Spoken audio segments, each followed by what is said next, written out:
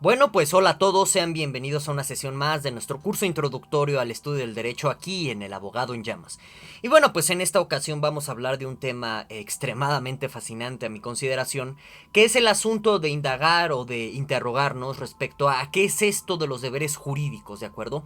Que no es estrictamente hablando lo mismo un deber jurídico que una norma jurídica. Ahorita nos vamos a meter en estas consideraciones muy finas, muy específicas de materia doctrinal, que bueno, son fundamentales para que nosotros pues comprendamos cuáles son los presupuestos de los deberes jurídicos, de tal suerte que a partir de ahí también pues un tanto como en la práctica o en la cuestión de la litigación, ustedes puedan argumentar con bases doctrinarias respecto a, bueno, pues precisamente, a pesar de que, por ejemplo, exista algún tipo de ordenamiento, pues de ahí no se seguirá necesariamente que exista un deber jurídico por apelar a cuestiones imposibles o que, bueno, van en contra de en sí, como veremos más adelante, de dichos presupuestos en torno al deber jurídico. Son presupuestos de carácter lógico, que bueno, ya iremos viendo a lo largo de la presente sesión.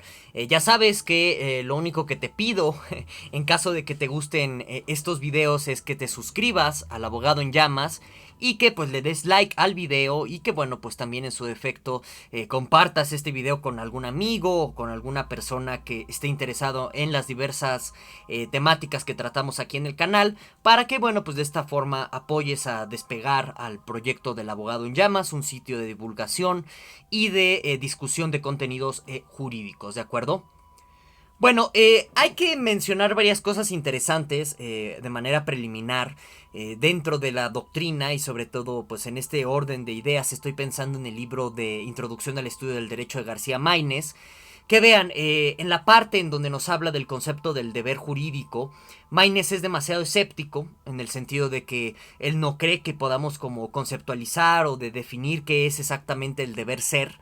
Que bueno, en este orden de ideas implica muchos problemas filosóficos muy finos en torno a si existe algo así como una ontología fina de deberes. Es todo un tema que, bueno, pues de pronto se sale, digamos, como de las limitaciones expositivas de este video.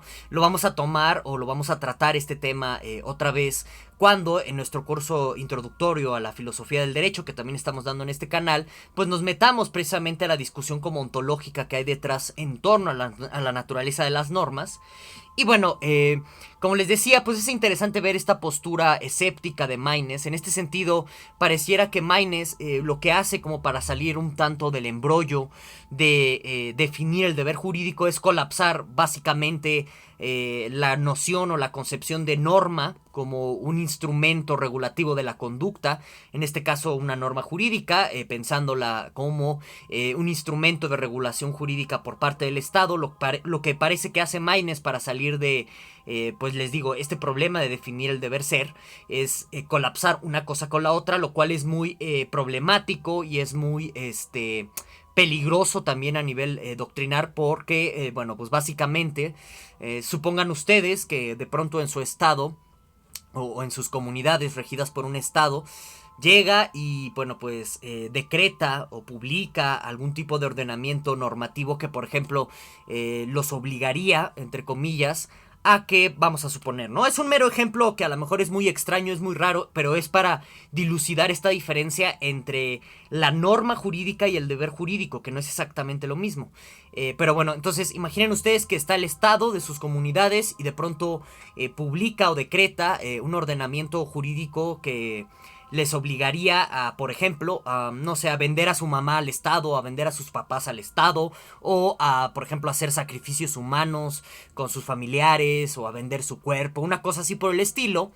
Bueno, aquí el detalle muy fino en torno a la diferenciación entre el deber jurídico y la norma jurídica es que a pesar de que el Estado a ustedes, digamos, los obligara, ¿no? Mediante estos ordenamientos, pues que ya se vuelven derecho vigente, a hacer este tipo de actos, esto no va a implicar necesariamente que sea un deber jurídico de ustedes seguir esos ordenamientos. ¿Por qué? Porque en esta consideración, en este orden de ideas, por ejemplo, ahorita lo vamos a revisar, se rompería una estructura lógica fundamental en torno al deber jurídico, en donde, bueno, al cumplir tú un cierto conjunto de deberes jurídicos se te va a conceder algún tipo de derecho. De tal suerte que pues en un ordenamiento en donde por ejemplo se te está diciendo que sacrifiques a tu papá o a tu mamá o a tus hermanos, etcétera, a nombre del Estado, pues no se ve el derecho que se sigue de ello. O sea, qué tipo de concesiones permisivas te otorgaría el Estado una vez que tú haces este tipo de actos, que al final del día son lesivos a una serie de circunstancias en torno a tu persona, que, bueno, pues todo este tipo de consideraciones, les digo, afecta la estructura lógica de la norma, afecta la estructura lógica del deber ser jurídico, y por eso ustedes no estarían obligados jurídicamente a seguir esas normas que el Estado decretaría. Entonces, por eso les digo, la diferencia entre norma jurídica y deber jurídico es muy sutil. Ahora bien, también de todo esto que estamos comentando se sigue algo muy interesante, que es no porque, digamos, no esté en papel un deber jurídico, significa que tú no tengas esos deberes jurídicos. Todo lo que tiene que ver, por ejemplo, con el caso o con la materia de la prostitución, que en muchos estados de pronto no está explícitamente regulada su prohibición, no porque no esté en letra, no implica que tú no tengas un deber jurídico de no, digamos, contratar ese tipo de servicios, ese tipo de cosas, ¿de acuerdo? Entonces, son consideraciones muy finas que tienen que ver con la estructura lógica del deber jurídico, y es en este orden de ideas que lo que estamos haciendo aquí es complementar ahí donde Maine se atoró o quedó en el escepticismo. Recuerden que Introducción al Estudio del Derecho es un libro del 40, o sea, es muy viejo. Y en este orden de ideas, pues Maines nunca terminó de actualizar esa obra. Con respecto, por ejemplo, a los estudios de lógica deóntica, iniciados por von Wright, en donde, bueno, pues precisamente están todo este tipo de consideraciones. En fin. Vamos a empezar por algo muy básico para ya, ahora sí, en minutos posteriores a esto que voy a decir, vayamos de lleno con esta estructura lógica de la norma. Y donde, bueno, primero que nada, hay que diferenciar entre el ser y el deber ser.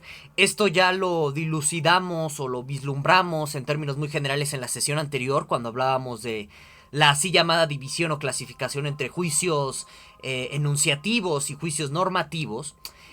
Aquí la diferencia entre el ser y el deber ser es que, bueno, mira, todo lo que tú puedas decir sobre lo que existe en la realidad, todo lo que tú puedas describir en torno a la realidad, va a contar como juicio sobre el ser, juicio sobre lo que de hecho existe, en tanto que, bueno, pues básicamente te estás afrontando tú o una comunidad o un conjunto de observadores a los hechos tal y como acontecen, ¿de acuerdo? Mientras que el deber ser, de nuevo, su contenido no son los hechos. El deber ser, y sobre todo el deber ser jurídico en este orden de ideas, habla sobre cómo nos gustaría que las cosas fueran la realidad, cómo nos gustaría que la sociedad se organizara de cierta forma, y también habla en este sentido el deber ser de manera hipotética. Por ejemplo, en materia penal, ¿no?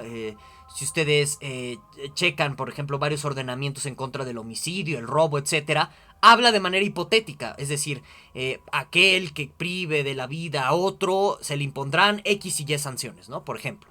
Entonces, ese deber ser jurídico, ¿no?, que está manifestado o plasmado en algún sentido en el ordenamiento, bueno, pues en este orden de ideas no está hablando de una realidad fáctica. Todavía nadie ha matado a nadie. Sin embargo, tiene como contenido este ordenamiento jurídico en materia de deber ser un modo de decirnos qué sucedería si llega a acontecer cierto tipo de circunstancias. Y es por eso que nos habla de cómo nos gustaría que fueran las cosas el deber ser jurídico, en tanto que una vez que se materialicen en la realidad ciertas cosas, se van a seguir cierto tipo de sanciones que a nosotros nos gustaría que se le impusieran a X o a Y persona que cometiera la conducta sancionada o la conducta socialmente reprobable o reprochable, que en este sentido sería el homicidio, ¿de acuerdo? Entonces, espero que se entienda esta diferencia entre el ser y el deber ser jurídico, que tiene en última instancia, como pues como en sí, el contenido del deber ser jurídico es una pronunciación sobre cómo nos gustaría que fueran las cosas una vez que acontezcan en la realidad otra serie de circunstancias, pues tiene una forma hipotética, tiene una forma de condicional que esto en lógica proposicional de orden cero se va a ejemplificar o se va a formalizar con tu clásico condicional material, que es una flechita con... a veces lo formalizan así con una flechita, otras con una herradura. En este orden de ideas, esto ya es lógica como tal, proposicional. Tengo un curso de lógica y filosofía de la lógica en mi canal de filosofía, que se llama El Pensamiento en Llamas. En la descripción de este video te encuentras el enlace a ese canal, te vas a la pestañita de listas de reproducción y ahí te encuentras precisamente todo este tipo de consideraciones, tanto de lógica deóntica como de en torno al condicional material, para que si ustedes gustan puedan ampliar más lo que aquí comentamos. Bueno, entonces, partiendo de esa consideración, el deber jurídico, ¿sí? En tanto este conjunto como de enunciados hipotéticos que nos dicen cómo nos gustaría que sucedieran las cosas en caso de que se dieran otro tipo de circunstancias en la realidad. Por ejemplo, en el caso del homicidio, pues nos dice cómo nos gustaría que fuera sancionado X o Y individuo, X o Y asociación, etcétera. Una vez que se comete en la realidad, pues este tipo como de transgresiones del orden social. Bueno, pues tomando eso de partida, el deber jurídico básicamente va a versar y de aquí vamos a poder nosotros ver la diferencia que tiene el deber jurídico respecto a la norma jurídica en sí, ¿sí? Ahorita se va a ir especificando más esto, se va a ir aclarando cada vez más. El deber jurídico nos va a decir bajo qué circunstancias hipotéticas, ¿sí? Uno tiene que actuar de cierta forma sí o sí. Es decir, el deber jurídico va a dar una obligatoriedad necesaria a nivel lógico sobre las consecuencias de una acción inmediata, ¿de acuerdo? En caso de que en un escenario hipotético se den cierto tipo de requisitos para que se efectúe una sanción. Aquí no perdamos de vista algo que hemos dicho en otras sesiones, que precisamente te va a diferenciar el deber jurídico del deber moral, por ejemplo. Que este tipo de obligatoriedad está impuesta por el Estado, ¿de acuerdo? De tal suerte que ahí donde no hay un Estado, pues no hay un deber jurídico. Ahora, ¿cuál es la fina distinción y diferencia que hay entre el ordenamiento, la norma jurídica que tú ves plasmada en el papel de tus ordenamientos legales de tus respectivos países y el deber ser jurídico como tal? Bueno, que precisamente el ordenamiento que está plasmado en el papel no necesariamente va a tener una estructura lógica que permita presumir que existe ahí un deber jurídico. Todo esto tiene que ver con la estructura lógica. Es decir, por ejemplo, si en el ordenamiento... Estas son cuestiones doctrinales. A veces en la práctica esto puede entrar en conflicto con jueces y magistrados y demás. Pero si ustedes lo saben argumentar, pueden hacer una serie de recursos ahí interesantes al respecto. Bueno, lo que ustedes encuentran en el papel de sus constituciones o de sus diversos ordenamientos legales son pues precisamente a la letra más o menos qué tipo de actos son reprobables o reprochables en la sociedad y qué tipo de sanciones se les va a venir de fondo. Pero recuerden que por consideración y cuestión humana, uno tiene intereses políticos, uno tiene intereses sentimentales, ideológicos, incluso tiene un conjunto, pues en última instancia, de subjetividades, que lo que va a por terminar a hacer es que el ordenamiento legal, la norma legal que aparece en algún código, se plasme de manera viciosa o defectuosa, es decir, sin que cumpla alguno de los prerequisitos o condiciones lógicas del deber jurídico para que exista esta obligatoriedad en pleno derecho, ¿de acuerdo? Puede que a veces los ordenamientos legales pidan lo imposible a los sujetos de la acción. Puede que incluso obliguen a cierto tipo de actos, los ordenamientos legales, las normas de tu país, a personas que, por ejemplo, no tienen suficientes capacidades cognitivas para comprender lo que están haciendo, etcétera. Entonces, como ustedes pueden darse cuenta, esta es la fina diferencia entre la norma jurídica y el deber ser jurídico. Que el deber ser jurídico, en una cuestión puramente teórica, sería algo así como perfecto, en virtud de las mismas condiciones que nos permiten hablar de un deber ser jurídico, mientras que la norma jurídica es algo imperfecto, perfectible, por supuesto, pero imperfecto en esencia por la cuestión humana. No todas las normas van a ser como imperfectas en todo sentido. Hay algunas que sí logran cumplir los requisitos del deber ser jurídico y en este sentido serían normas con pleno deber jurídico, pero en su gran mayoría, como el derecho es pues es un conjunto de ordenamientos que se tienen que ir perfeccionando con el tiempo y las mismas circunstancias materiales, pues en algún sentido nosotros también podríamos vislumbrar esta imperfección de la norma jurídica y por eso hacer este tipo de distinciones entre la norma jurídica y el deber ser jurídico, ¿de acuerdo? A nivel de lógica deóntica, la formalización del deber jurídico sería esta, que ven aquí en pantalla, donde P es un conjunto de condiciones, de tal suerte que esto se leería si P, entonces es obligatorio Q. Q sería un acto de acción particular y aquí comienzan las excepciones cuando precisamente no se cumple esta obligatoriedad en tu actuar, ¿de acuerdo? Y estas excepciones son las que se sancionan como resultado ya de una alteración en la materialidad o en la realidad fáctica, ¿de acuerdo?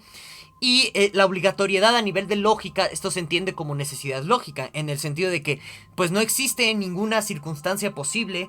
En filosofía de la lógica esto a veces se expresa en términos de que no existe ningún mundo posible en donde no puedas dejar de hacer el acto que se te está ordenando a hacer, ¿de acuerdo? Ok, entonces esta es la mera estructura lógica. Ya noten ustedes de entrada que un ordenamiento jurídico, es decir, el que tú ya tienes en el papel, que no tiene en sí de una manera detectable esta forma lógica, esto es nada más a nivel doctrinal, pues ya hablamos de una norma jurídica que no habla de un deber jurídico, ya es otra cosa, ¿sí? Puede ser, a veces en los códigos se incluyen definiciones, eso no tiene nada de malo, así por ejemplo se incluyen capítulos en donde se habla de las disposiciones generales y se dice algo así, ¿no? Por ejemplo, pensando en la ley del seguro social, por trabajador se va a entender tal cosa, por patrón se va a entender tal cosa. Eso pues no son deberes jurídicos, simplemente son ordenamientos que sirven como de una manera muy axiomática, decir qué se va a entender por qué cosa y se acabó. De tal suerte que tú no le puedes alterar la definición o el concepto de ese ordenamiento, ¿sí? Y entonces, vean, ya de entrada, una norma jurídica que no tenga esta estructura lógica, pues ya no nos habla de un deber jurídico, ¿de acuerdo? Según esta cuestión doctrinal, ojo, que es debatible, esto se puede seguir debatiendo. Bueno, ahora, hay otro tipo de presupuestos más finos en torno al deber jurídico que tiene que ver con la posibilidad o imposibilidad de actuar en el mundo por parte de los sujetos obligados a este mismo deber jurídico. ¿Qué quiere decir todo esto en un lenguaje más sencillo y más llano? Quiere decir que hay cierto tipo de condiciones que tú como sujeto de derecho, es decir, como persona que vive bajo un régimen jurídico sancionado y vigilado por el Estado, tiene que cumplir, ¿sí? En este sentido, el deber jurídico para que tú precisamente puedas cumplir con esas obligaciones. De tal suerte que si la norma jurídica te está violando estos mismos presupuestos, entonces no hay un deber jurídico porque en pocas palabras se te está pidiendo algo imposible a hacer o a actuar, ¿de acuerdo?